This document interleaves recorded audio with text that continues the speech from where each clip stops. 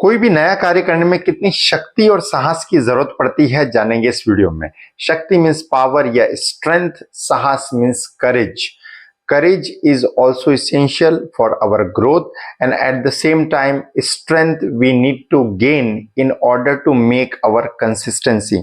Means कोई भी कार्य जो है अगर हम करना चाह रहे हैं तो उसमें हमें स्ट्रेंथ भी चाहिए और उसमें हमें करेज भी चाहिए।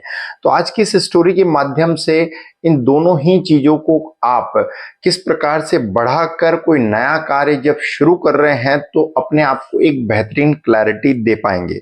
तो कहानी गुरुजी के बारे में जो गंगा तट पर बैठकर अपने शिष्यों को प्रवचन दे रहे हैं और उन्हीं में से एक शिष्य जो है उनसे एक सवाल पूछता है और कहता है कि जब हम कोई नया कार्य करते हैं तो समाज वाले उसका विरोध अवश्य करते हैं, तो उस समय हमारी क्या अप्रोच होनी चाहिए? जब भी कोई हमारा विरोध कर रहा है तो किस प्रकार से हम उस विरोध का सामना करते हुए आगे बढ़ें? इस प्रकार का जो है प्रश्न एक शिष्य ने गुरुजी के सामने रखा।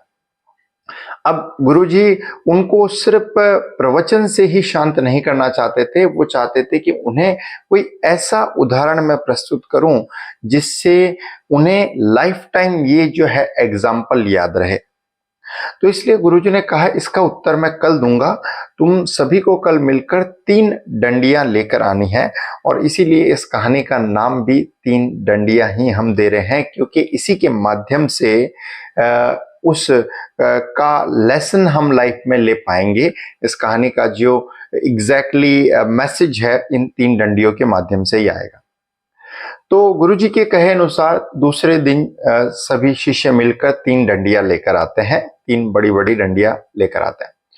तो अब गुरुजी अपना एक बेहतरीन एग्जाम्पल देने के लिए शिष्यों को कहते हैं कि जो 3 डंडियां लेकर आए हो उसमें से पहली डंडी पर आप जो है एक धागा बांधो और मछली जो है पकड़ने की कोशिश करो।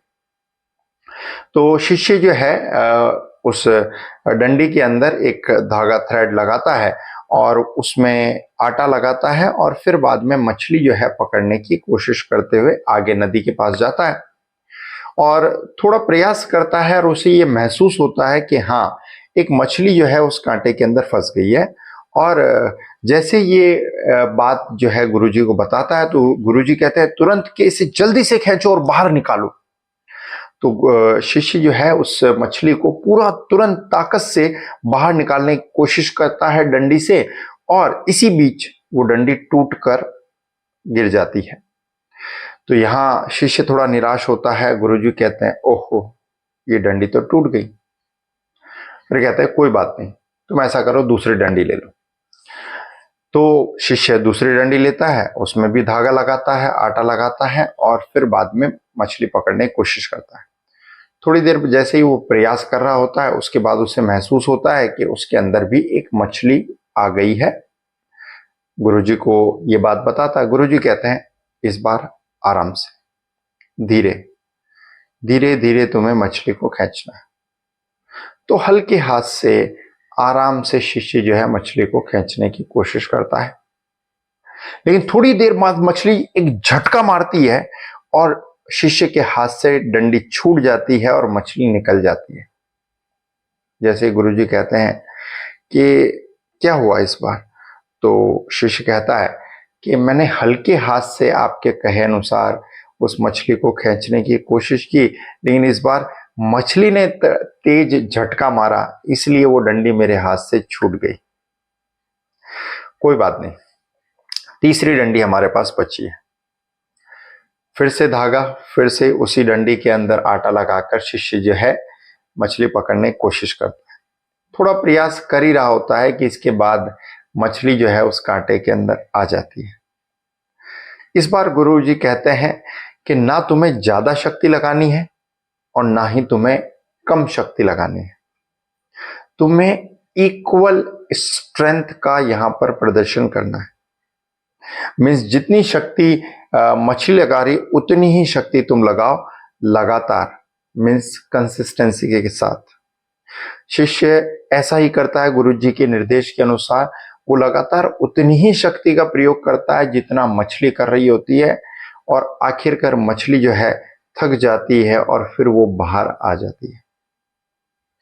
और यहीं गुरुजी अपना लेसन, जो कि कल शिष्य ने प्रश्न पूछा था, उसका जवाब देना शुरू करते हैं कि जब भी कोई आप नया कार्य करेंगे तो डेफिनेटली समाज वाले आपका विरोध करेंगे, और वहीं अगर आप ज्यादा शक्ति का प्रयोग करेंगे तो आप टूट जाएंगे, जैसे पहली वाली डंडी टूट गई थी। और अगर आप कम शक्ति का प्रयोग करेंगे तो जैसे दूसरी डंडी हाथ से छूट गई, वो काम भी आपका हाथ से छूट जाएगा, आप उस काम को नहीं कर पाएंगे। लेकिन जैसे तीसरी डंडी में हमने क्या किया कि consistency of equal strength means ताकत का लगातार हम प्रयोग करते रहे, कंसिस्टेंसी हमने रखी, और इसीलिए वो मछली जो है थक गई, हार गई और बाहर आ गई। मीन्स जब आप उतनी शक्ति का प्रयोग कर रहे हैं जितना रिक्वायर्ड है कंसिस्टेंसी के साथ में, तो समाज वाले थक कर, हार कर उस काम को छोड़ देंगे। Now those people may be near to you and far from you, that does not make any difference, but one thing which is very much clear is that कि हर एक नई चीज का शुरुआत में विरोध होता है, चाहे हमारे घर वालों के द्वारा हो, चाहे बाहर वालों के द्वारा हो, समाज वालों के द्वारा हो, दोस्तों के द्वारा हो, रिश्तेदारों के द्वारा हो। हर बार एक चीज जो हमें कॉमनली देखने को मिलती है, it is not the matter of the present time कि हम 20th सेंचुरी में रह रहे हैं, ये अभी की बात नहीं है। अगर हम राइट ब्रदर्स की बात करें जिन्होंने एरोप्लेन का आविष्कार किया, तो उस समय भी विरोध हुआ। हेनरी फोर्ड ने जिसने कार का आविष्कार किया, उस समय भी विरोध हुआ। और अगर हम इलेक्ट्रिक बल्ब की बात करें, थॉमस एल्वा एडिसन, तो वहां पर भी उन्हें बहुत सारा क्रिटिसिज्म सहन करना पड़ा। So every time one thing which is clearly notice is that कि हर एक नई चीज का लोगों के द्वारा विरोध किया जाता है, क्रिटिसिज्म किया जाता है, नकारा जाता है और ह्यूमिलिएशन किया जाता है। लेकिन अगर वो व्यक्ति जो शुरुआत कर रहा है वो कंसिस्टेंसी ऑफ स्ट्रेंथ रखता है, तो वही आलोचक, वही जो लोग क्रिटिसाइज करते थे, वही लोग जो उंगली उठाते थे, वो उनके पीछे सपोर्ट में खड़े हो जाते हैं। So if you have somewhere this insight कि मुझे कुछ नया लाइफ में कार्य करना है, और अगर लोगों के द्वारा विरोध आपको देखने को मिलता है, तो इस चीज को आपको एक क्लियर साइन समझ लेना चाहिए कि ये मेरी सफलता में एक बहुत बड़ा रोल निभाएगा।